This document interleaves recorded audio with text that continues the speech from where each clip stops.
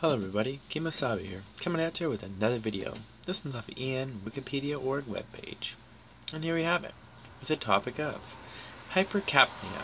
Hypercapnia, from the Greek hyper above, or too much, and kapanos equals smoke, also known as hypercarbia and CO2 retention, is a condition of abnormally elevated carbon dioxide, CO2 levels in the blood.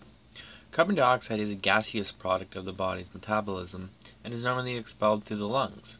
Carbon dioxide may accumulate in any condition that causes hypoventilation, a reduction of alveolar ventilation, the clearance of air from the small sacs of the lung where gas exchanges takes place. Inability of the lungs to clear carbon dioxide leads to respiratory acidosis. Eventually, the body compensates for raised acidity by retaining alkali in the kidneys, a process known as metabolic compensation. Acute hypercapnia is called acute hypercapnic respiratory failure, AHRF, and is a medical emergency as it generally occurs in the context of acute illness. Chronic hypercapnia, where metabolic compensation is usually present, may cause symptoms, but is not generally an emergency. Depending on the scenario, both forms of hypercapnia may be treated with medication, with mask-based non-invasive ventilation or with mechanical ventilation. Hypercapnia is a hazard of underwater diving associated with breath hold diving, scuba diving, particularly on rebreathers, and deep diving where it is associated with increased breathing gas density due to the high ambient pressure. Signs and symptoms. Hypercapnia may happen in the context of an underlying health condition, and symptoms may relate to this condition or directly to the hypercapnia. Specific symptoms attributable to early hypercapnia are dyspnea, breathlessness, headache, confusion, and lethargy.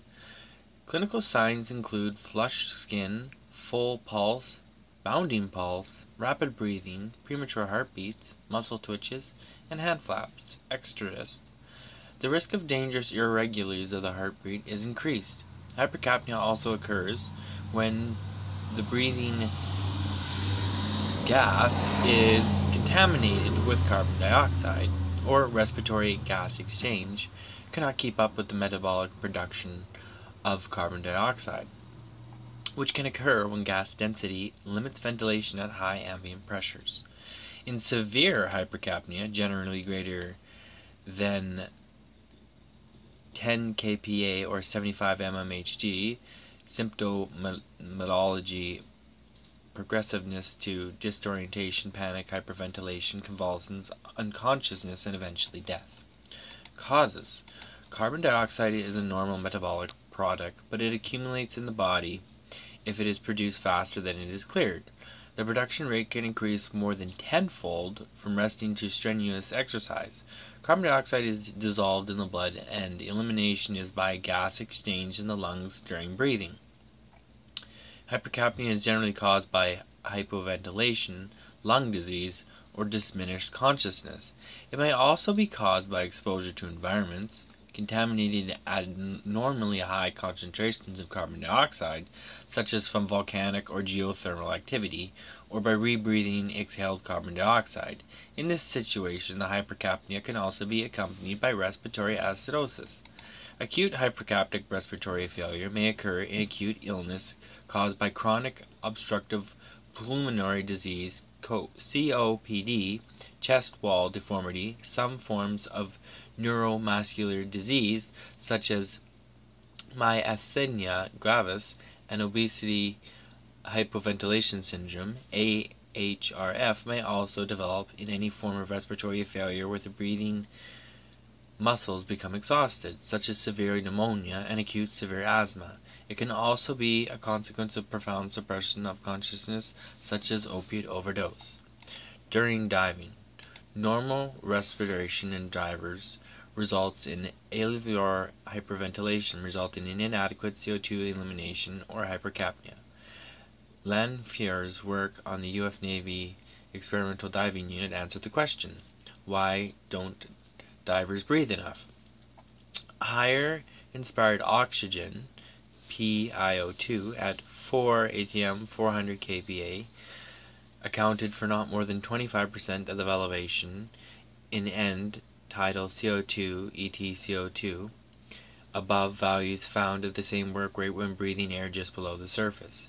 Increased work of breathing accounted for most of the elevation of PaCO2 alveolar gas equation in exposures above 1 atm 100 kPa, as indicated by the results with helium as substituted for nitrogen at 4 atm 400 kPa. Inadequate ventilatory response to exertion was indicated by the fact that despite resting values in normal range, PET-CO2 rose markedly with exertion when the divers breathed air at a depth of only a few feet. A variety of reasons exist for carbon dioxide not being expelled completely when divers exhale. The diver is exhaling into a vessel that does not allow all the CO2 to escape into the environment, such as a long snorkel full face diving mask or diving helmet, and the diver then re-inhales from the vessel, causing increased dead space. The carbon dioxide scrubber in the diver's rebreather is failing to remove significant carbon dioxide from the loop, higher inspired CO2, or the breathing gas is contaminated with CO2.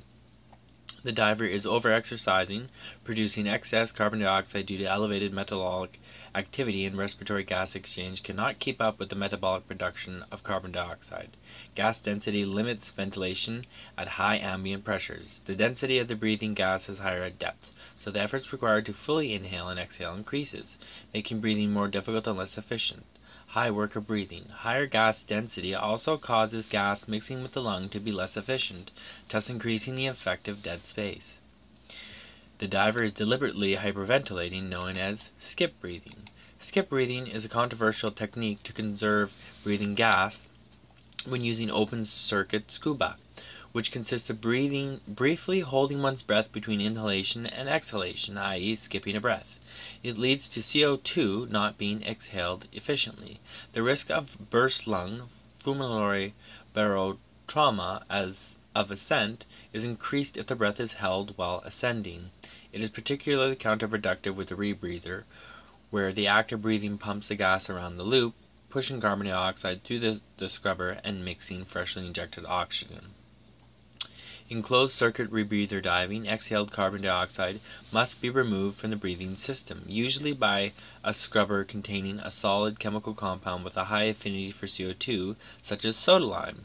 If not removed from the system, it may be re-inhaled, causing an increase in the inhaled concentration mechanism. Hypercapnia normally triggers a reflex which increases breathing and access to oxygen, O2, such as an aerosol and turning the head, such as arousal and turning the head during sleep. A failure of this reflex can be fatal, for example, as a contributory factor in sudden infant death syndrome. Hypercapnia can induce increased cardiac output and elevation in arterial blood pressure. Higher levels of carbon dioxide stimulate aortic and carotid chemoreceptors with afferents CN, IX, and X to medulla oblongata, with following corneal and inotopic effects and propensity towards cardiac arrhythmias. Hypercapnia may increase pulmonary capillary resistance.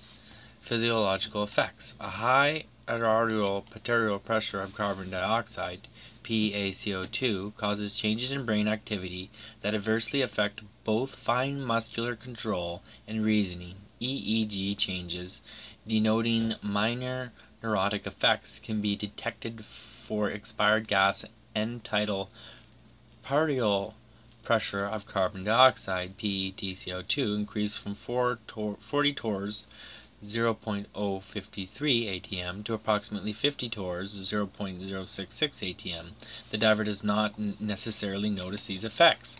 Higher levels of PaCO2 have a stronger neurotic effect. Confusion and irrational behavior may occur around 70 torrs 0.095 atm, and loss of consciousness around 90 torrs 0.12 atm. High PaCO2 triggers the fight or flight response, affects hormone levels and can cause anxiety, irritability, and inappropriate or panic responses, which can be beyond the control of the subject, sometimes with little or no warning. Vasodilation is another effect, notably in the skin, where feelings of unpleasant heat are reported, and in the brain, where blood flow can increase by 50% at PET-CO2 of 50 torr 0.066. Intracranial pressure may rise with a throbbing headache if associated with a high PaCO2. The high delivery of oxygen to the brain may increase the risk of CNS oxygen toxicity at partial pressures, usually considered acceptable. In many people, a high PaCO2 causes a feeling of shortness of breath, but the lack of the symptom is no guarantee that the other effects are not occurring. A significant percentage of rebreather deaths have been associated with CO2 retention. The effects of high PaCO2 can take several minutes to hours to resolve once the cause has been removed. Diagnosis. Blood gas tests may be performed, typically by radial artery puncture in the setting of acute breathing problems or other acute medical illnesses. Hypercapnia is generally defined as an arterial blood carbon dioxide level over 45 mmHg 6 kPa. Since carbon dioxide is in equilibrium with carbonic acid in the blood, hypercapnia drives serum pH down, resulting in respiratory acidosis. Clinically, the effect of hypercapnia on pH is estimated using the ratio of the arterial pressure of carbon dioxide to the concentration of bicarbonate ion, PaCO2/HCO3. Tolerance. See carbon dioxide and toxicity. And there's a slight chart here, tolerance to increased atmospheric CO2 concentration. CO2% in inspired air, 0.028, duration lifetime normal atmosphere, 0.04 lifetime current atmosphere, 0.5 lifetime, 1.0 lifetime, no detectable limitations. Note, refer to modern research in carbon dioxide below 1%, which shows measurable effects. 1.5, 1 month, 2.0, 1 month, mild respiratory stimulation, 2.5, 1 month, 3.0, 1 month, 3.5, 1 week, moderate respiratory stimulation, 4.0, 1 week, 4.5, 8 hours, moderate respiratory stimulation, exaggerated respiratory response to exercise, 5.0, 4 hours, 5.5, 1 hours, prominent respiratory stimulus, exaggerated respiratory response to exercise, 6.0 for 0.5 hours, 6.5 for 0.25 hours, prominent respiratory stimulus, exaggerated respiratory response to exercise, beginning of mental confusion. 7.0, 0.1 hours, limitation by dyspnea and mental confusion. Treatment. The treatment for acute hypercapnic respiratory failure depends on the underlying cause, but may include medications and mechanical respiratory support. In those without contraindications, non-invasive ventilation (NIV) is often used in preference to invasive mechanical ventilation. In the past, the drug doxapram, a respiratory stimulant, was used for hypercapnia and acute exuberation of chronic obstructive pulmonary disease, but there is little evidence to support its use compared to NIV, and it does not feature in recent professional guidelines. Very severe respiratory failure, in which hypercapnia may also be present, is often treated with extracorporeal membrane oxidation (ECMO), and in which oxygen is added to and carbon dioxide removed directly from the blood.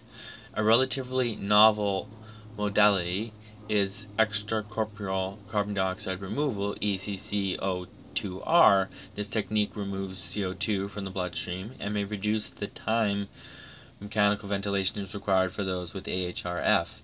It requires smaller volumes of blood flow compared to ECMO. Terminology. Hypercapnia is the opposite of hypocapnia, the state of having abnormally reduced levels of carbon dioxide in the blood. Hopefully you enjoyed it, everybody. You also leave me some comments. Great if you hit the like button, and wicked if you subscribe. Peace, and roll till the wheels fall off. Thanks, everybody.